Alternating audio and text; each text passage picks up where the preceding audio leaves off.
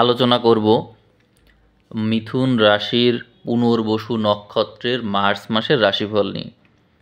জন্ম সময়ে যাদের রবি চন্দ্র বা লগ্ন মিথুন রাশির পুনর্বসু নক্ষত্র অর্থাৎ 7 নম্বর নক্ষত্রে আছে তাদের জন্য এই রাশিফল। প্রথমেই আমি আপনাদেরকে বেশ কিছু বিষয় নিয়ে একটু সতর্ক করব, কারণ আপনার কর্মক্ষেত্র তো অত্যন্ত ভালো। আপনি এই সময়ে কর্মক্ষেত্রে অনেক ভালো করবেন, অনেক ইনকামও করবেন, আপনার আয় ভাগ্য অনেক ভালো আছে। কিন্তু তারপরেও সব কিছু ভালো থাকলেও আপনার যেহেতু রাশিতে মঙ্গল বসে আছে এবং আপনার কর্মঘরে রাহু আছে, সুতরাং আপনার ভুল হওয়ার প্রবণতাটা বেশি। আপনার ভাগ্য ঘরে খেয়াল করলে সেখানে শনি রবিকে দেখা যাচ্ছে, সেখানেও একটা সামান্য ত্রুটি আছে। তো কী কী ত্রুটি, কোথায় কী সমস্যা আছে, আমি সেইগুলোর বিষয়ে আগে একটু সাবধান করে দিই। ধর্মভাব একেবারে প্রবল পরিমাণে থাকলেও পরিস্থিতি অনুযায়ী আপনি আচরণ করে থাকেন, অর্থাৎ একেবারে আপনি যুধিষ্ঠির না, আপনি হচ্ছেন অর্জুনের মতো, যে পরিস্থিতি অনুযায়ী আচরণ করে থাকে। একেবারে ধর্মে স্ট্রিক্ট থাকলে আপনার প্রবলেম হবে। আমি এই বিষয়ে সতর্ক এই জন্যই করছি যে আপনার 12 নম্বর ঘরে বৃহস্পতি আছে, সুতরাং আপনার ভিতরে ধর্মভাব প্রবল হবে, আপনার ভিতরে ছাড় দেওয়ার প্রবণতা বাড়বে। নানা রকম সুযোগ সুবিধাকে আপনি অনেক ক্ষেত্রেই আপনাকে পরিস্থিতির কারণে ত্যাগ করতে হতে পারে। আপনি সব কিছু গ্র্যাব করতে যাবেন না, সব ধরতে যাবেন না। এবং মনে রাখবেন যে কিছু কিছু ক্ষেত্রে আপনাকে একটু নমনীয় হতে হবে। আপনি একেবারে স্ট্রিক্ট হবেন না। ধর্ম ব্যবহারের যদি একেবারে সবসময় সত্য বলতে যান, তাহলে আপনার এই ক্ষেত্রে সমস্যা হতে পারে, এটা মনে রাখবেন। বিশেষ করে মার্চ মাসের 17 তারিখ থেকে, কারণ এই সময়ে রাহু তার নক্ষত্রকে বদল করবে। রাহু নক্ষত্র বদল করে সেই সময়ে পূর্ব ভাদ্রপদ নক্ষত্রে চলে যাচ্ছে। এই কারণে আপনার ভিতরে এই যে পরিস্থিতি অনুযায়ী আচরণ করা, অর্থাৎ ভালোর সাথে ভালো আচরণ, মন্দের সাথে মন্দ আচরণ বলতে আমি বোঝাচ্ছি যে যে যেমন তার সাথে তেমন আচরণ করতে হবে আপনাকে। যদি এরকমটা করতে পারেন, তাহলে কর্মক্ষেত্রে আপনার যে ঝামেলা ঝঞ্ঝাট আছে তার অনেক কিছুই আপনি এড়িয়ে যেতে পারবেন। এই যে কিছু সময় আপনার তো পুরো মাসটাই কর্মঘর বা আয়ের ঘর এই সাপেক্ষে অনেক ভালো, কিন্তু কিছু কিছু দিন আছে যে যে দিনগুলোতে একটু প্রবলেম আপনার বেশি হতে পারে। সেই দিনগুলো আমি এখনই বলে দিচ্ছি, আপনি এগুলো একটু খেয়াল রাখবেন। মার্চ মাসের 6 তারিখ 7 তারিখ এই সময় আপনার ব্যয় করার প্রবণতা বাড়বে, ধার দেনা পরিশোধ করা, দান করা, এগুলো বাড়বে। কিন্তু এই সময়ে আপনার কাছে যদি কেউ ধার চাই, আপনাকে কনভিন্স করে আপনার কাছে ধার চাইলো, আপনি দিয়ে দিলেন, এখন পরিস্থিতিটাকে ভালো করে বিবেচনা করলেন না, সেই ক্ষেত্রে কিন্তু আপনি বিপদে পড়তে পারেন। কারণ আপনার কাছে মানুষ অর্থ ধার চাইবে, এই প্রবণতাটা অনেক বেশিই রয়েছে। সেই ক্ষেত্রে আপনাকে অবশ্যই সাবধান থাকতে হবে যে কাকে ধার দেবেন আর কাকে দেবেন না, কারণ ধার দিলে সেই অর্থ ফেরত পাওয়ার জন্য আপনাকে অনেক সংগ্রাম করতে হতে পারে। এরপরে দেখা যাবে 15, 16, 17 তারিখেও এরকম একটা প্রবণতা থাকবে, যখন আপনার পদক্ষেপের ভিতরে ভুল সিদ্ধান্ত বা ভুল সিদ্ধান্ত গ্রহণের ফলে আপনার ঝুঁকিটা বৃদ্ধি পাবে, আপনার সেই কারণে হতাশা বাড়বে। তাহলে 15, 16, 17 তারিখে আপনার যে জ্ঞান আছে, আপনার যে বোধ বুদ্ধি আছে, সেটাকে অবশ্যই প্রয়োগ করবেন ভালোভাবে। না হলে কিন্তু হুটহাট অন্যান্য দিনের মতো হুটহাট সিদ্ধান্ত নিলে ভুল হয়ে যাওয়ার সম্ভাবনা অনেক বেশি থাকছে।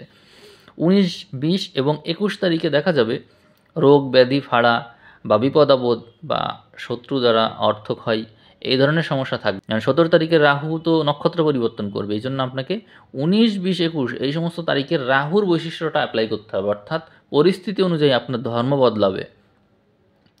এই বৈশিষ্ট্যটা কিন্তু অবশ্যই আপনার ভিতরে থাকতে হবে, না হলে কিন্তু পরবর্তীতে আপনার কর্মক্ষেত্রে ঝামেলা হতে পারে। আপনি যে ধরনের অপরচুনিটিগুলো পাবেন, সেই অপরচুনিটি সব কিন্তু কাজে লাগাতে পারবেন না ঠিক করে। এরপরে 24, 25 এবং 26 তারিখে আপনার সম্পদহানি, স্বাস্থ্যহানির যোগ রয়েছে। সেই সময়েও আপনাকে খুব সাবধানে পা ফেলতে হবে।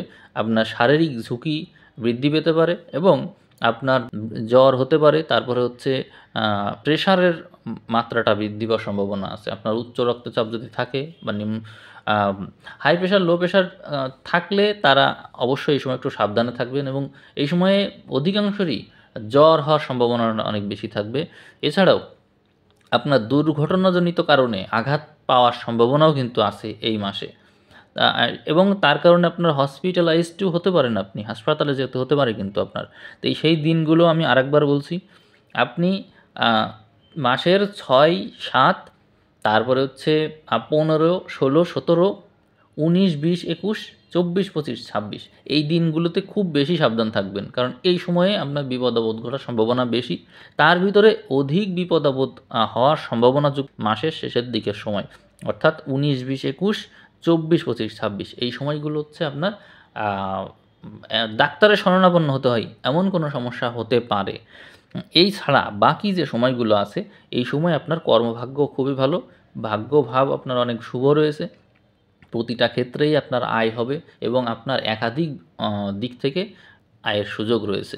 এই মাসে আপনার মাসের শুরুর দিক যদি আমি একটু দেখি, আপনার যদি ভাই থেকে থাকে এবং বাবাও যদি জীবিত থাকে, তাহলে ভাইয়ের সাথে বাবার একটা দূরত্ব তৈরি হওয়ার প্রবণতা থাকবে।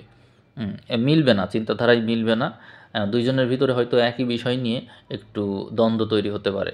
আবার কারোর ভিতরে দেখা যাবে যে শত্রুতা ছিল, তাদের ভিতরে আবার মিল হয়ে গেল।